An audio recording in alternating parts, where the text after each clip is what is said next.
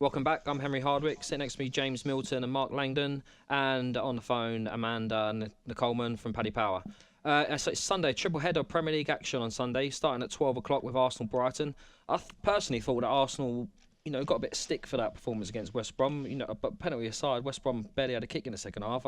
I thought it was a bit unfair, the criticism we got for that. Do you see it being another comfortable win for him against Brighton, James?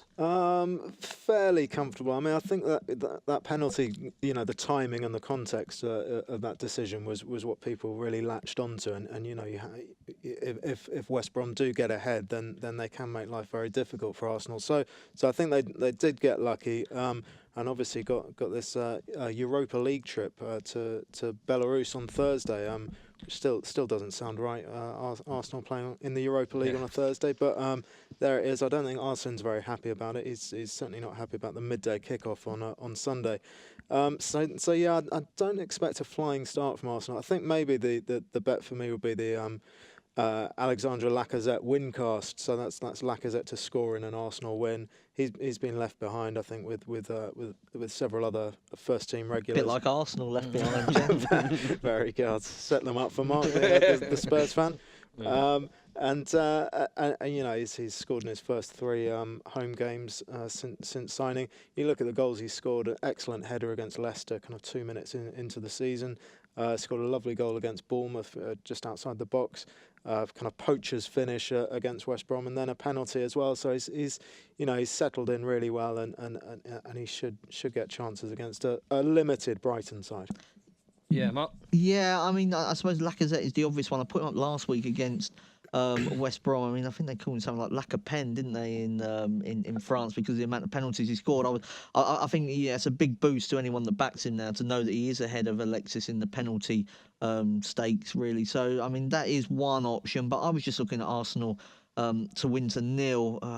They had their early wobbles against West Brom, but actually, you have a look at it. It's now 4 straight domestic clean sheets, and that includes a trip to Chelsea and Brighton with Hamed suspended. I just don't see where their goals are going to come from, really. I mean, they've created very little this season. They left themselves short in the summer transfer window in terms of forwards. They were let down on a couple of occasions. Few players failed medicals. Vincent Janssen let them down right at the death. They got the extension to sign him, and then he turned them down and went to Fenerbahce instead. I just don't see where their threat really comes from. And I mean, backing Arsenal to win to 0 is always a bit of a nervy one because, even when it's comfortable against West Brom early on, they're just chaotic the way that they nearly gave away that penalty. But I think it's probably the only way I'm looking to back Arsenal. And because I was looking at maybe Arsenal to win an under 3.5, and then I'm always worried that Arsenal could cut loose at any situation. So I quite like the Arsenal to win to 0 purely because I'm just struggling to see where Brighton's goal threat comes from. But very interesting that Arsene Wenger's only just realised how difficult teams from the Europa League get it, because it is completely ridiculous that a team is away in Belarus on a Thursday evening and then plays Sunday at 12 o'clock. Having played the Monday night game. Yeah, I mean, usually these games do tend to be lethargic, so maybe first goal to arrive after 20 odd minutes or something could be another way of trying to get with just backing something outside of the obvious here. Okay. And how do you see it going, Amanda? And just a quick run of prices, please. Yeah, sure. I'll give you the first goal scorer, Lacazette. They're priced up at 13-5, and the wincast is at 10-11 if you want Lacazette and Arsenal to win. Mention that Arsenal, of course, they've kept a clean sheet in the league this month. They conceded 8 goals in August, as we know. But on the other hand, Brighton have only conceded 7 goals so far in the Premier League. So that's actually obviously less than Arsenal. That included a 2-0 defeat to City as well in their opening fixture. So I'd be looking for an Arsenal win, like the lads. But I'm not going to go with a goal fest here. I'm going to say under 2.5 goals. With 3 matches this week already, I think that they might rest a few players as well. That's priced up at 6-4 if you want to get under 2.5 goals. And I agree with Mark in the Arsenal to win to 0, priced up at even money as well. Okay, next up we've got Everton against Burnley. I mean, much was said about Everton's signings in the summer, but I think perhaps it was slightly overlooked. But they lost sort of, their best player in Lukaku, and they've had quite a sticky start to the season. Burnley have had a tough opening, but they've achieved some very good results. Mark, do you think it's another another easy favourite win, Everton? No, I don't think it's an easy favourite win, no, because Burnley have already shown in sort of upsetting the odds at Wembley and Anfield. They are, and of course Stamford Bridge as well. I think that was heavily influenced by the red card, but they are just stubborn opponents that make life, difficult for any team to break them down because they defend in such numbers and they defend really deep. And if you haven't got that creativity and the patience required, it can be difficult. Of course, Nias has become a firm fan favourite at Everton, somebody that can actually play up front. I mean, who'd have thought that you might need a striker in the Premier League? Quite bizarre that Everton went down the route they did, signing so many number 10s and not any number 9s. I thought under 2.5 goals might be the way to go in this one, or maybe an Everton to win by 1-0. I think eventually I just always feel that Burnley, the way they play, just leave themselves vulnerable to losing by 1-0, which so nearly happened at Wembley. It was only that Chris Wood scored right at the end of that game. So that was the way I was looking at it. Everton obviously haven't got a huge amount up front, but I don't think Burnley have either. They haven't replaced Andre Gray in terms of what they can actually offer on the counter-attack. They've got a lot of sort of lumpy target men up there at the moment. I think Everton will quite enjoy playing against that. There isn't that great pace that I think Everton have struggled with this season against many of the better teams so far. So I'll go for a narrow Everton win, under 2.5 goals, or maybe Everton to win 1-0. What do you think, James? I'm quite sweet on both teams to score. Actually, I see Mark's argument. I think Burnley. You see the argument, but just completely disagree. I think the argument's a load of rubbish. I think kind of punters are probably wise when Burnley are at home and are favourites. They struggle to take the initiative a bit. I mean, they lost at home to West Brom. Kind of made really hard work of beating Palace. Kind of outplayed by Palace, who obviously made a dreadful start. And then they're held by Huddersfield, I think, in their last home game. Then away from home, obviously they've scored at Chelsea, Tottenham, and Liverpool. Both teams scored in both meetings last season with Everton. I think kind of set pieces are obviously a big strength for them. But yeah, I don't really fancy Everton's defence either. So I can see Burnley getting on the score sheet. Yeah, Amanda, how you got the prices here, and what do you fancy? Well, Everton priced up at 4-6, Burnley 9-2. The draw is at 13-5. Result in both the score for Everton is 11-4. Or if you were going with the draw priced up at 4-1 and both to score. I'm going to side with a draw in this match. I think both teams have only scored 10 goals between them across 6 matches each. So I do think that it's going to be a low scoring affair if there's any goals at all. So under 2.5 goals for me is priced up at 8-11. I think that could be popular this weekend again. Everton the same as Arsenal.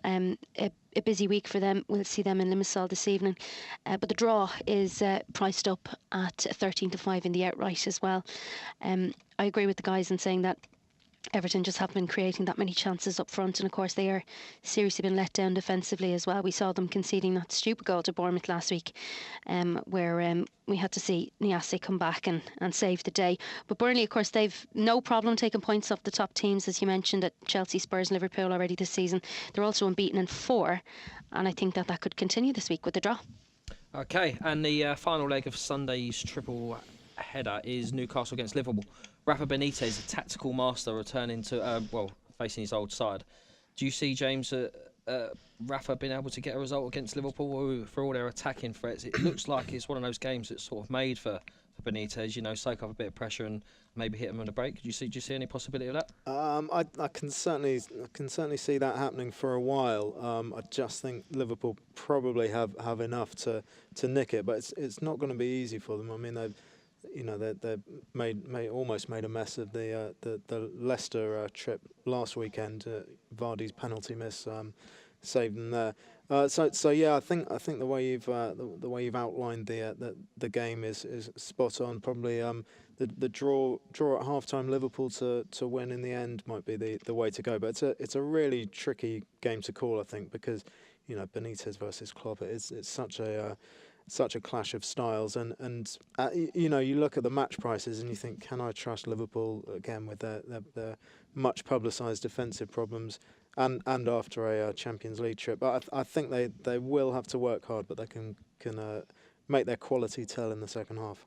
Yeah, Mark, and how do you see it going? Yeah, this is my strongest fancy of all of the live Premier League games. I like Liverpool. I think they are a fair price actually to win at Newcastle. I mean, it got a bit scary late on against Leicester, but I mean, Leicester's first goal should never have been given. It was a foul on Mignolet, and that could kind of give them a route back into the game. Other than that, I thought Liverpool, were quite good and hadn't given up a huge amount of chances in the game. Against Spartak, they conceded from a free kick. Again, they didn't.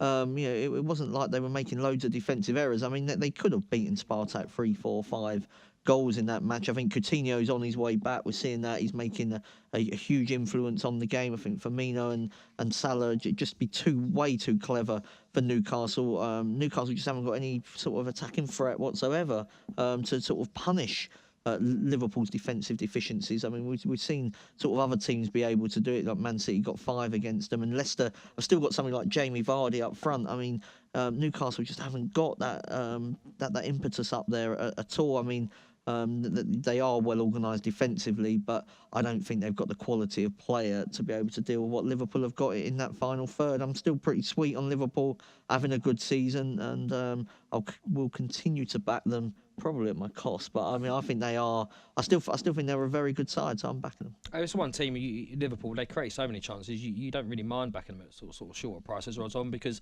you know they're gonna create enough chances. Yeah, absolutely. Yeah, I mean, I'd much rather sort of back them at them sort of prices, because exactly what you say. I mean, obviously they'll be much better when Mane returns from his ban, and they've got everything that Coutinho behind the front three. I think will be absolutely devastating. I think they'll sort of just take the Man City approach to trying to win football matches, and I think that it is the best way for the best teams to play, to be attacking. Don't let it sort of get down to sort of 1-0s and stuff like that, because if there's a lot of goals in games, as it's been proven down the years, the more goals there are, the more likely it is the favourite wins.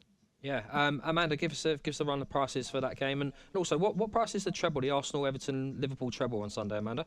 Oh, I'll get that up for you now shortly. Newcastle are priced up at 7-2, Liverpool are 3-4, and the draw priced up at 11-4. I agree with the guys here. Liverpool to win, both to score. I think it's at a very backable price at 23-10. Newcastle, of course, facing their toughest match so far this season, but I think defensively they're just not good enough at all. It's suffering in the Champions League now as well too. They've conceded 11 goals so far. Newcastle only conceding 5. Again, both teams to score. Liverpool for me looks like a good shout. 23-10.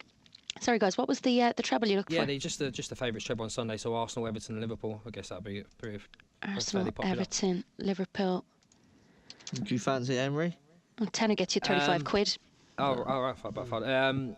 I do think Arsenal and Liverpool will win. Yeah, Everton would be my way. I just don't think Everton maybe got the pace to stretch up front, to stretch the Burnley defence. But yeah, anyway. But that's about it. Anyway, so thanks for that. If you enjoy these podcasts, make sure you subscribe and rate the shows on iTunes. We'll be back next week. So thanks to James, thanks to Amanda, thanks to Mark. Yeah, and we'll see you next week. Check out Paddy Power's new and exclusive Cash Card Plus, available to use online, at ATMs, or even down the local. Paddy Power, you